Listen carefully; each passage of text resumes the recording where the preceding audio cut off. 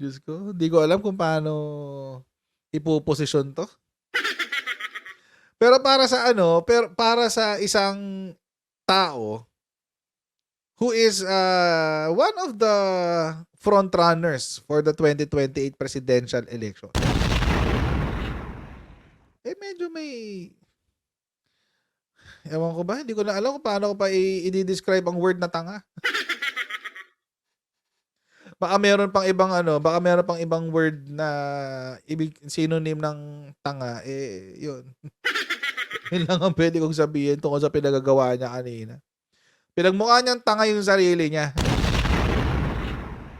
In his effort na pagmukhaing masama at corrupt yung, si Secretary Galvez at ang kanilang grupo, siya yung nagmukhang tanga. Nabalitaan niyo na ba 'to? Nabalitaan niyo na ba? Kasi mga kotsero, kanina nag-hearing yung yung Office for, OPAPRU, Office for, Peace, something something. Basta ito yung tungkol sa reconciliation and unification. Ito yung related sa sa peace process sa Pilipinas. So lahat ng rebelde, hindi lang sa mga komunista, sa lahat ng mga rebelde. So mapa MILF, MNLF, BIFF, ASG, Hukbalahap, wala na Hukbalahap. NCPP, NPA, NDF, lahat ng mga terorista, sila yung nakikipag, 'di ba terrorist? Lahat ng mga militanteng rebeldeng grupo, sila yung nakikipag-usap para bumalik at sumuko. Ngayon, meron silang inisyu. Meron silang inisyu sa OPAPRU kay Secretary Galvez. At alam nyo, mga kotsero, si Secretary Galvez, not for anything else, pero during the time of the pandemic, I am of the opinion na talagang maganda yung trabaho niya. Kasi kung wala si Secretary Galvez, wala tayong vaccine. Trabaho dapat yan ni Duque, palpak si Duque. Kahit napalpak si Duque, hindi man lang tinanggal ni Digong. Oo. Okay lang dyan, hayaan lang daw yan dyan para may continuity. Palpak na nga continuity. So continuity ng kapalpakan pala. But anyway. So yon. So ang tumrabaho ng trabaho niya sa pagbili sa trabaho ni Duque para bumili ng vaccines, si Secretary Galvez. And in fairness to Secretary Galvez, ang ganda nung trabaho niya. Ang ganda ng trabaho niya. So I guess that's one of the reasons kung bakit hanggang ngayon naka-appoint siya. Ngayon, eto si Tulfo, siya naman yung pinagtripan kanina sa hearing. Si Secretary Galvez na. Ano nangyari? Eto. So ano nangyari? Oh wait, bago natin pag-usapan yan, as usual, mag-shoutout muna tayo sa mga ibigan natin sa Sendwave. Yan. Kung kayo po ay nasa US, UK, Canada, Italy, France, Spain, Ireland, and Belgium, ay pwede na kayo magpadala ng inyong mga remittances sa Pilipinas gamit po ang Sendwave. Ang gagawin nyo lang ay download ang Sendwave app, gawa kayo ng account. Ilagay nyo yung bank account details nyo at pwede na kayo magpadala sa GCash, sa mga bangko at iba't ibang mga pawn shop sa bansa. At kapag ginamit nyo pa kayong promo code na Coach Jarrett, makakuha kayo ng karagdagan $20 free credit. Kaya yan mga kotsero, gamitin na si Sendwave for all of your remittance needs.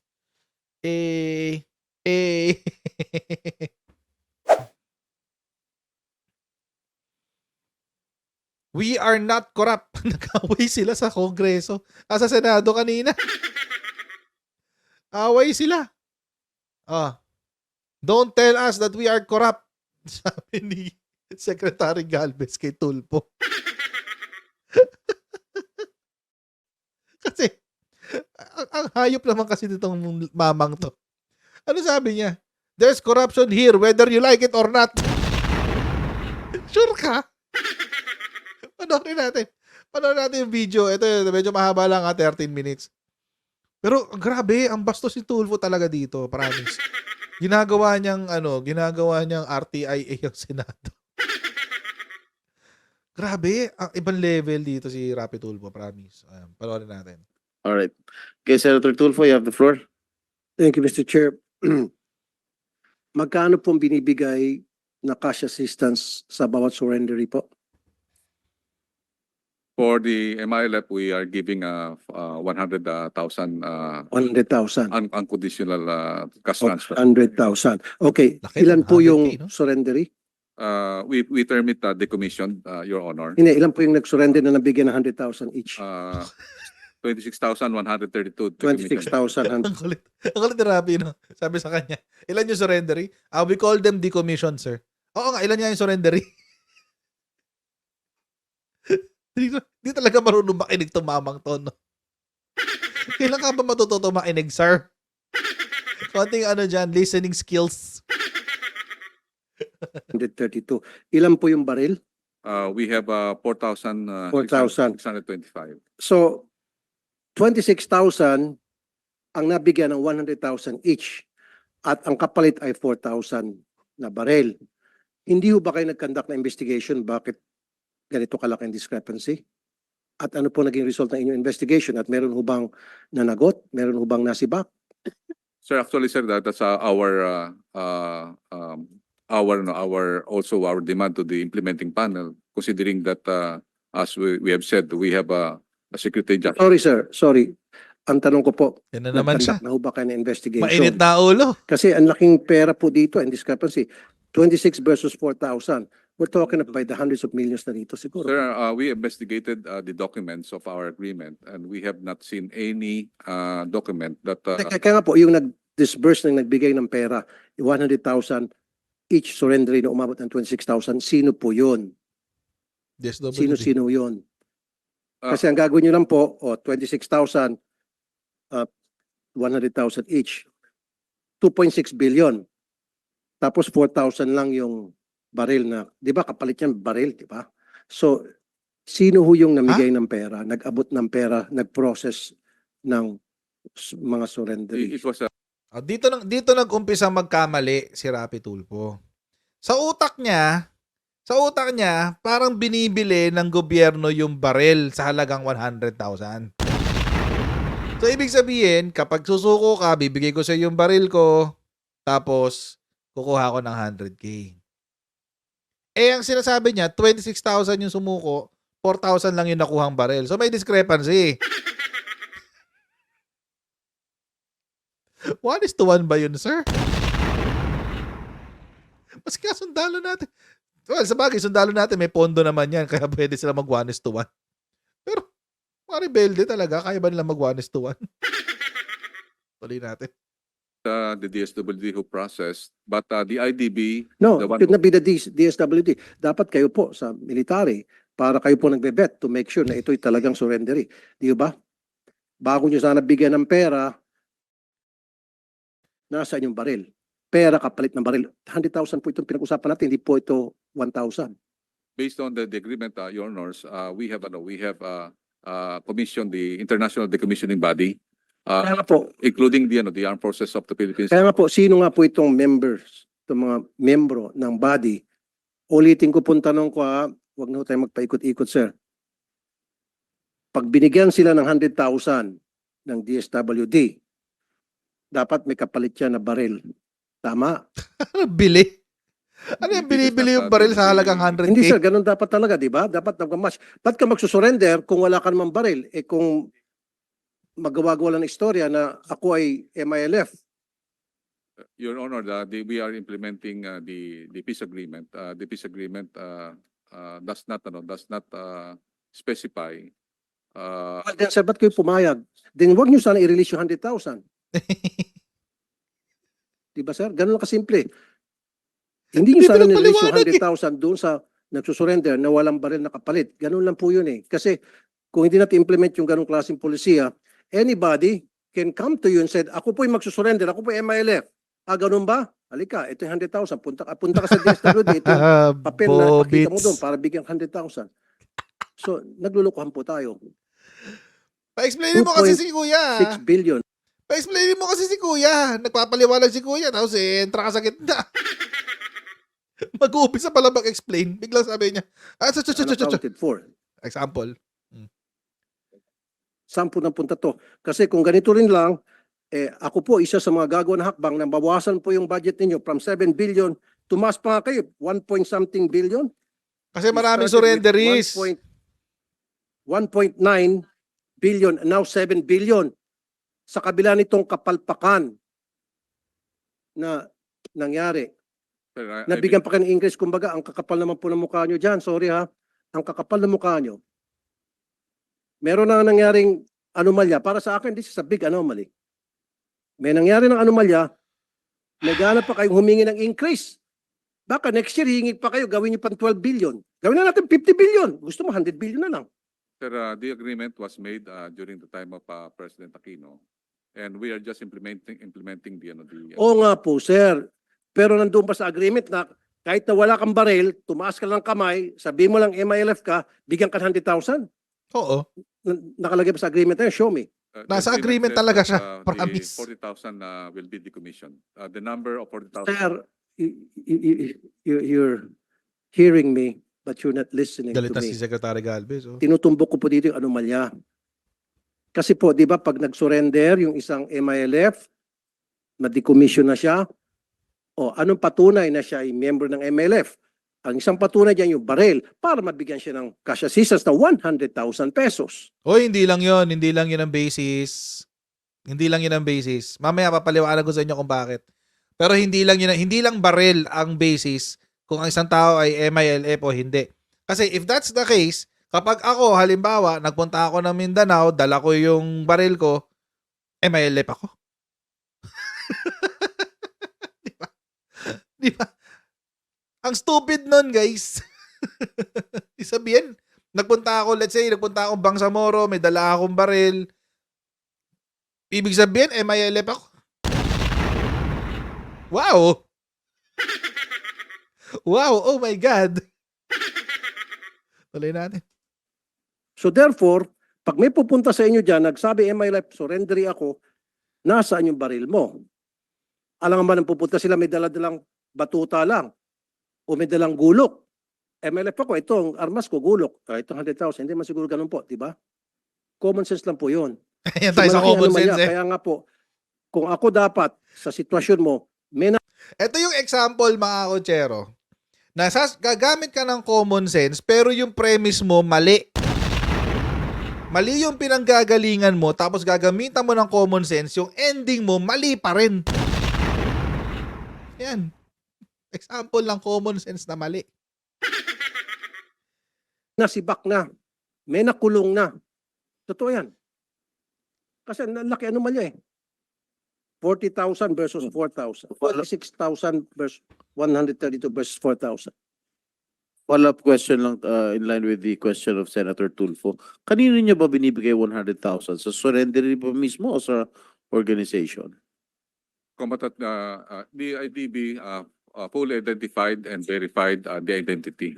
In fact, they can. Mismo sa Yes, sir. surrendery? Yes, sir. Yes, Your Honor. Kasi meron mga aligasyon na merong mga hindi umaabot na total na 100,000. May mga cut pa raw. Sir, At hindi talaga buo na 100,000 ang tinatanggap ng mga surrenderies. based on the decommissioning process, most of them will have the biometrics, Your Honor. Pinapipirma niya ba na Yes, yes, sir. nakatanggap ng 100,000? They have the biometrics ID.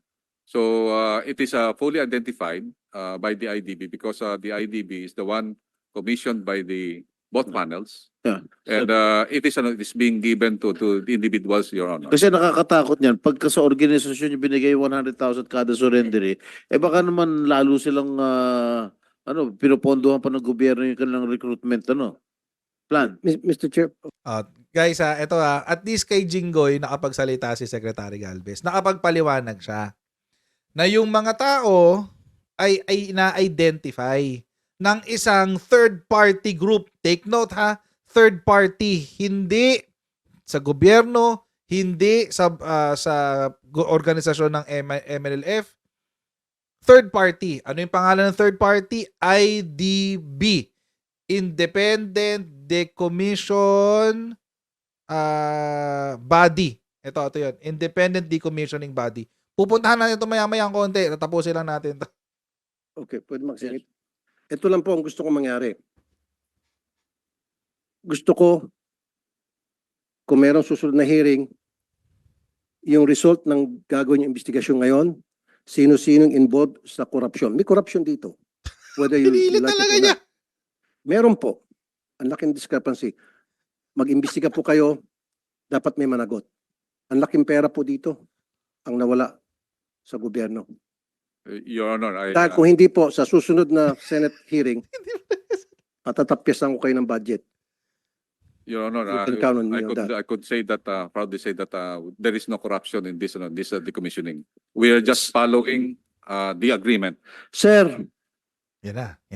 Do not tell us that we are corrupt. I'm Uy. not saying you are corrupt. What I'm saying here is, Galit siya Meron ng sekretary, oh. mga tao dyan sa loob ng inyong organization, I'm not saying you are corrupt. I'm saying there are people there that are not doing their job or maybe they're involved in corruption. Because if they're not involved, common sense lang po ito, Secretary Galvez. Pag nagsabi ka ikaw ay combatant, di ba combatant meaning meron kang baril.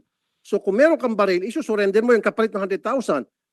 Your Honor, the categories of the firearms is not only individual firearms. We have also cruiser weapons. That cruiser weapons, meron po yung mga 5 o 6 po yung tao na. Then sana magmamatch pa rin. Isama mo na yung machine gun, isama mo yung cruiser weapon, kung ano pa mga weapon, kasama na dapat din. But I definitely take offense, Senator, that you are already telling us that there is a corruption. I believe that is not a correct accusation to us. Well, sir, I'm sorry. I'll stand by what I said. Meron pong corruption dito. Masaktan ka, Can you I don't prove? care. I'm talking on behalf of the taong bayan. Kasi nga, sir, very clear ng discrepancy dahil kung hindi po, kung hindi po talaga, kung wala po talagang korupsyon dito, sana nagmamatch tong numbers. Hindi po nagmamatch eh. At saka isa pa, dapat nag-imbestiga na kayo dati pa. Pinaliwanag nyo sa amin yung discrepancy. Ano nangyari? Yun lang po yun eh. Your Honors, Kasi we're talking of hundreds of thousands, may mga allegation Hindi pa talaga hindi na mapagsalita natanggap daw si yung, Galvez. yung pera. Your Honor, we are there. We are validating all Then prove to us na walang korupsyon. Then sabihin nyo sa amin bakit ganito kalaking discrepancy. Pag napaliwanag mo ng maayos, then babawiin kong sinabi ko rito. Your Honor, Mag-apologize pa ako sa'yo. Pero unless hindi mo ba ipaliwanag, then I'll stand by what I said, may corruption. Your Honor, the commissioning body is an international body that really facilitated the decommissioning. International bodies facilitating, pero sino nag-release ng pera? Tayo, Pilipino. DSWD nag-release ng Yes, pera. but To the recommendation of the body, kung ano may body yung sinasabi nyo. actually the body will not say that the individual is already validated. Considering that international body is those are experts from I know, sir, but the only, you're in the military, right? Define combatant. Diyan, Define, nakaka-insulto tong combatant. ginawa na to ni Tulfo na to. Yung pinag-define siya, define combatant. Ay! Bakit? Who you? Anyway, nato si Mango to si Gerald Galvez, taas na ng kilay, oh. Tinaasan ng kilay. combatant can be the actual Yes. individuals Yes. holding the firearms. Holding firearms. So, ibig sabihin, meron siyang firearms. Yes. So, the your issue- definition, galing sa'yo, your definition of combatant is someone holding a firearm. So, yes. where is that firearm? Hindi pinatapos eh. Nagsasalita pa eh. Tulpo eh. Balahura ka eh. Diyos ko, napakabalahura talaga nito ni Tulpo, promise. Hindi pa tapos magsalita. Pina-explain mo. Pina-explain ni Tulpo. Pina-explain ni Tulpo. Define combatant. Ang combatant is this and this and this. Kinuha lang niya yung per sentence. Hindi pa nga tapos eh. Anak ng tipaklo. Grabe to si Tulpo. Combatant na sumurrender na binigyan 100,000. Dapat magmamatch yan. Galing na mismo sa'yo. Combatant is the one holding the firearm. You have, Where are the firearms? sir, ito nga natin sa ano. Hindi, last na sir, ano. At saka isa pa sir, hindi ka ba nabulabog dito? 26,000 surrenderies na bigyan ng 100,000, umabot ng 2.6 billion and 4,000 lang firearms. Kasi kung ako sir, sorry, I'm not saying you're corrupt. Sinabi ko sa loob ng organisasyon. Kung ako sir, mababahala na ako. It's the same thing, guy. Kung ako talagang hell break loose.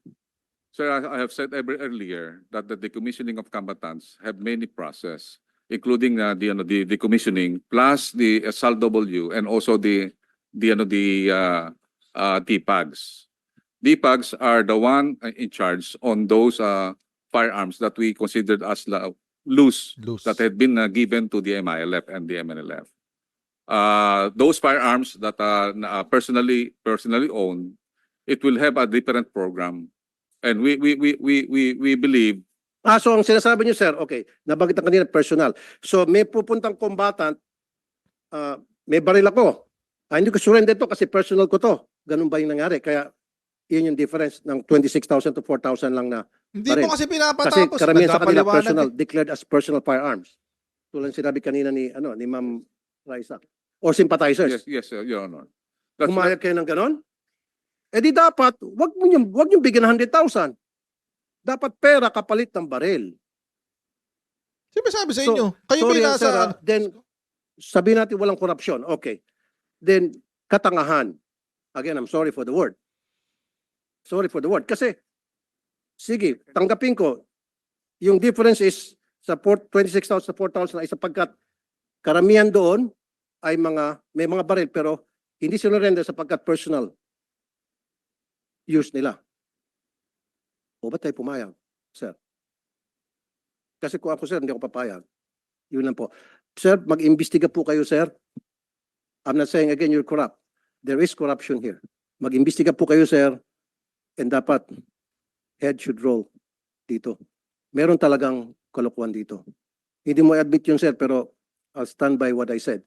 Maliban na lang, sir, kung ikaw ay nag-imbestiga at napakita mo sa amin, klarong-klaro na kung bakit ganitong discrepancy, then babawiin kung sinabi ko.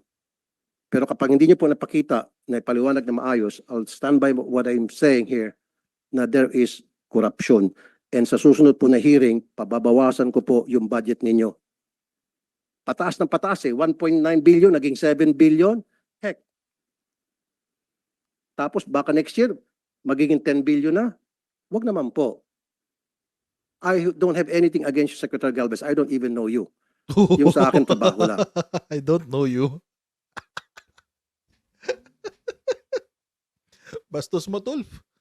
Sabi ni Arnold. Asan na yun? Si Arnold ba yun? Hindi, si Tonyo. Sabi ni Tonyo, bastos mo, Tulfs. Bastos mo, Tulfs. Sabi ni Tonyo. Game.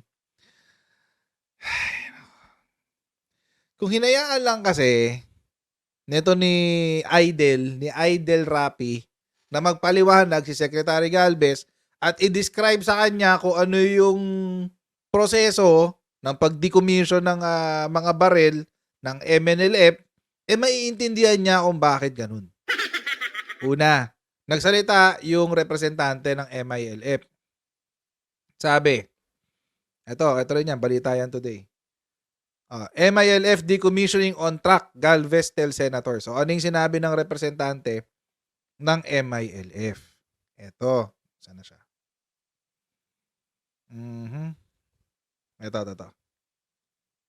When asked why there are only 4,625 surrendered firearms, MILF Peace Panel member Raisa Jahuri told the senators that the peace agreement did not state the number of combatants and firearms that needed to be decommissioned.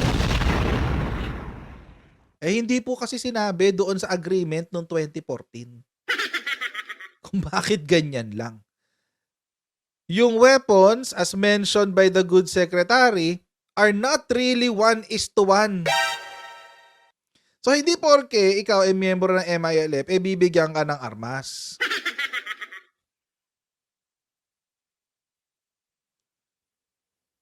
Many of the weapons that the combatants used are not the organization's property. Jahuri said the commitment between the national government and the MILF only cited the firearms that were owned by MILF as an organization, excluding the personally owned and the ones that were lent by sympathizers. These firearms that were not included in the decommissioning, she said, are being worked out to be included in the SALW, DPAGs, and Aspire programs. Hindi mo inintindi to, Tulpo eh. Inuna mo kasi yung pagpapabida mo eh. Paano magkakaroon? Ito, una niyang kinwestiyon. Paano nyo sinisiguro na yung binibigyan nyo MILF talaga? Unang-una, hindi ho si MILF at hindi ang national government ang nagde-determine o ang nagsasabi kung ang isang tao na mag-a-apply for surrender miyembro talaga ng MILF. Ibang grupo yan. Ito nga yun, si Independent Decommissioning Body. Itong si Independent Decommissioning Body, mga kotsero, hindi ho sila miyembro ng ating gobyerno.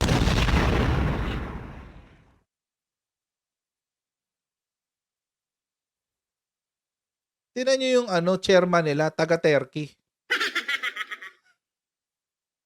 Vice chairman nila, taga Norway. Tapos yung international experts nila, dalawa, taga Brunei. Tapos may mga representante lang sa Pilipinas. Ito, dalawa sa MILF, dalawa sa Government of the Philippines. Pero sa sobrang yabang ni Rapi Tulfo, hindi niya pinansin.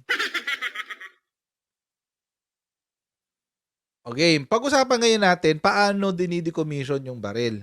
Nakasulat, alam nyo mga kotsero, isang Google ko lang to.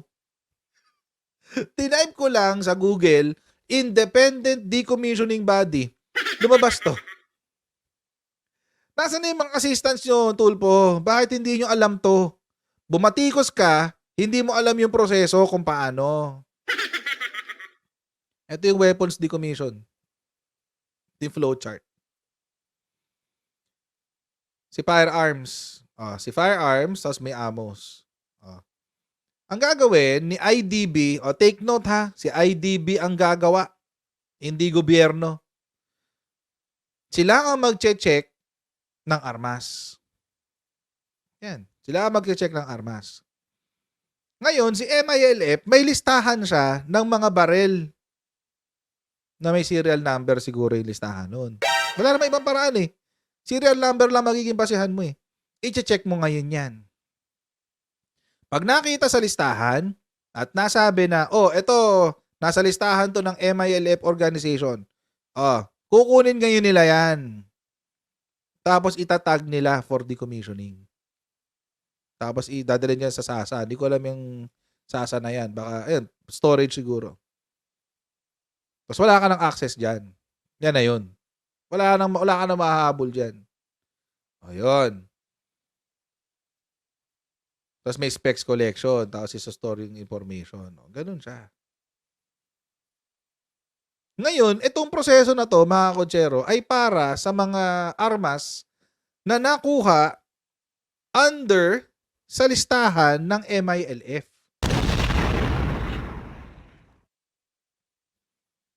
Sa ilalim to ng MILF. So, Tulfo, Rapi Tulfo, kung nakinig-kinig ka lang ng koonti, maiintindihan mo na una, walang Poncio Pilato na pupunta sa Government of the Philippines sa sasabihin niya, rebel surrender ako, bigyan niyo akong 100K. Kasi may nagche-check. Ito nga ang nagche-check. Ayan, chine-check. Chine-check yung identity. Chine-check yung barrel.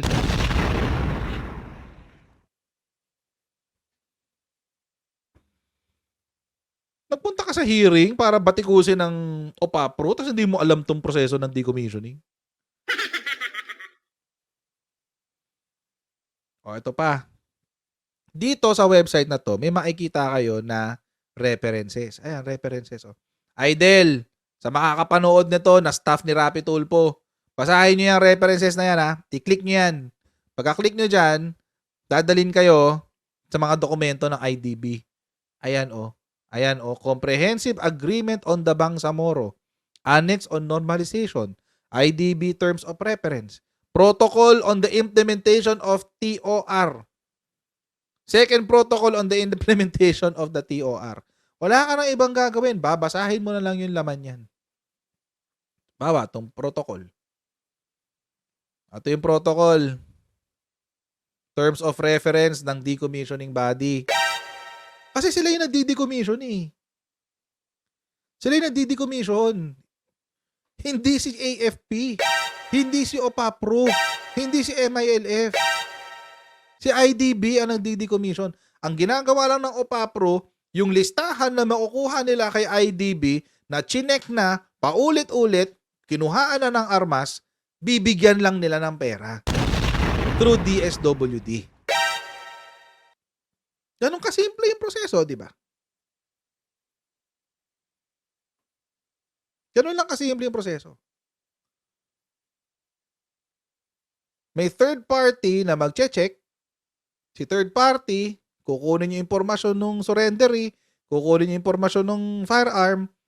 Kapag yung firearm ay pumasok sa kategory ng sa ilalim ng MILF, kukunin nila. Kapag hindi, sa ibang proseso papasok. Yung mga personal use nga.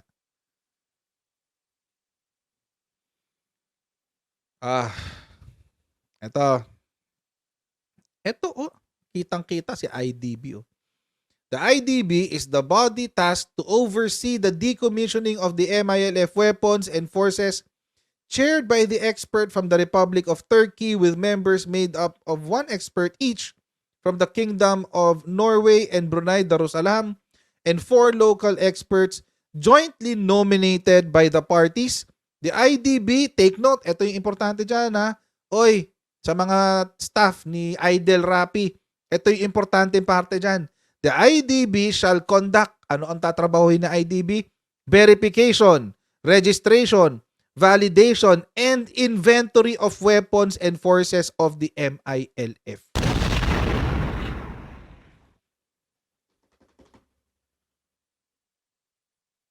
So, paano mo sasabihin na may corruption dyan?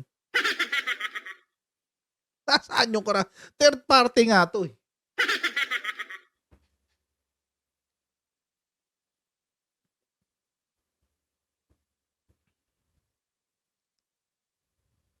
ito yung combatants. Kahit sino daw na regular and guerrilla members of the Bangsamoro Islamic Armed Forces. Meron pa na ano daw yung weapons. Ito yung sinasabi kanina ni Secretary Galvez. In this context are functional crew-served weapons. Crew-served, sabihin maraming, para magamit, kailangan maraming taong naka-assign doon. High-powered firearms and ammunitions. Sila ang tatrabaho ng lahat Sa IDB. Tapos, ang sisisihin mo ng corruption, yung, conduct inventory. Ayan. The IDB will. May pirma pa yan. Pirmado yan.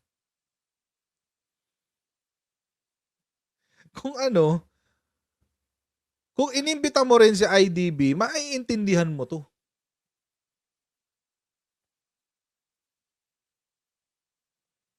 Diyos ko. Tapos ito yung, Diyos ko, wala ba tayong ibang pwede pang iboto na presidente? 50-50 na ako kay Sara Tapos, wala, 0% ako dito. Wala namang iba. Pwede bang may kumandidato na medyo, di ba, yung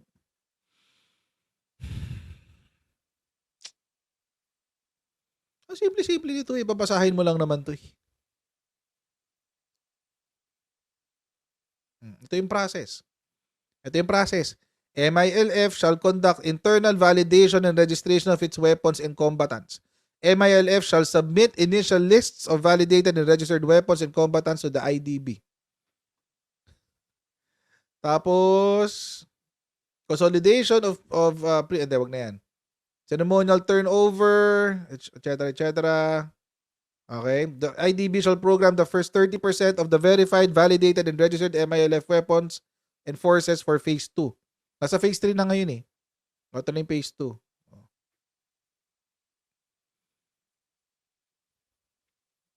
Kakatapos lang pala ng Phase 3. Ayan.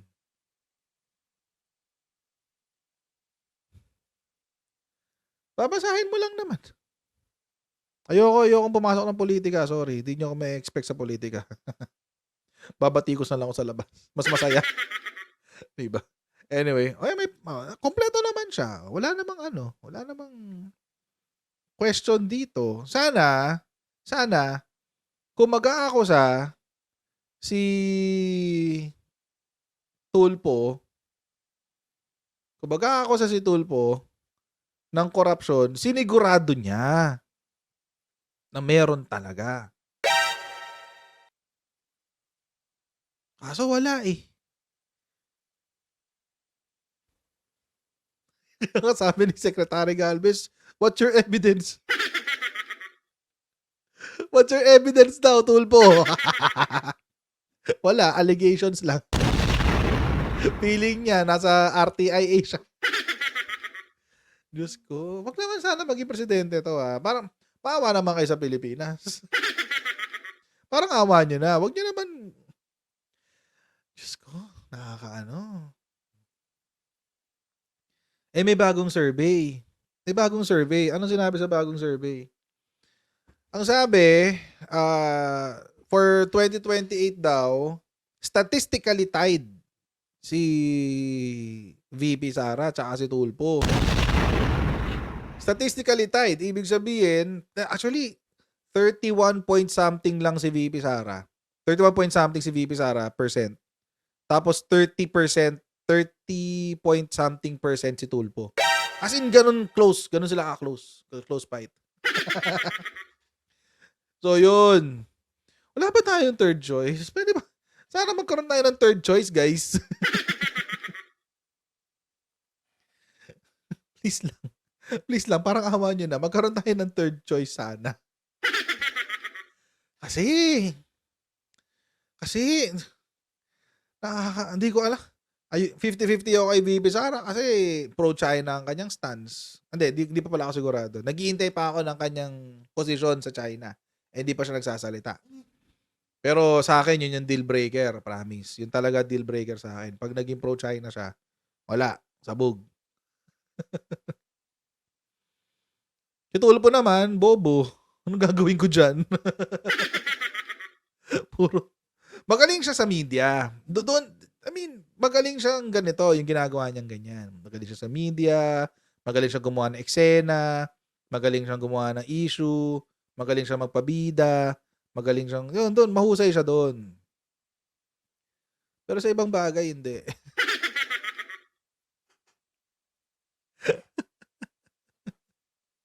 Kaya yun.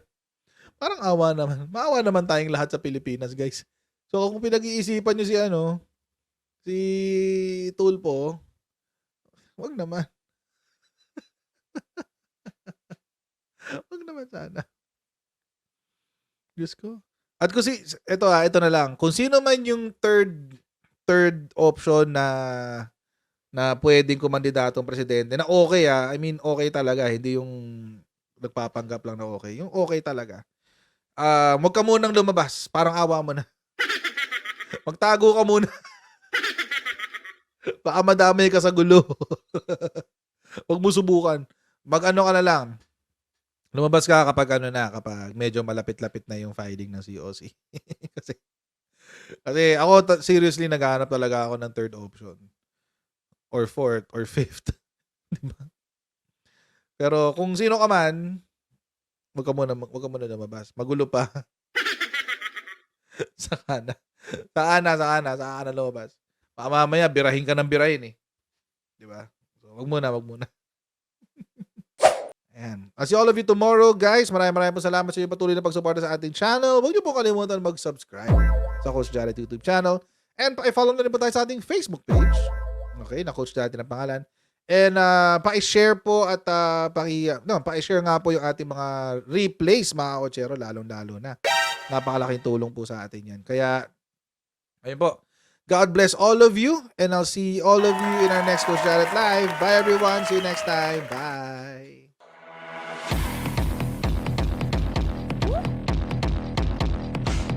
Huwag ganun. Huwag natin gawing tanga mga Pilipino. Mas maganda kasi nasa lugar ka ng tama kaysa yung pinipilit mo yung pagkakamali.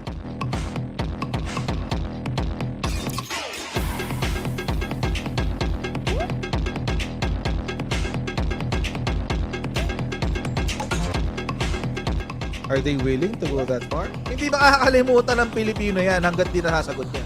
Sino ngayon nagsasabi ng totoo?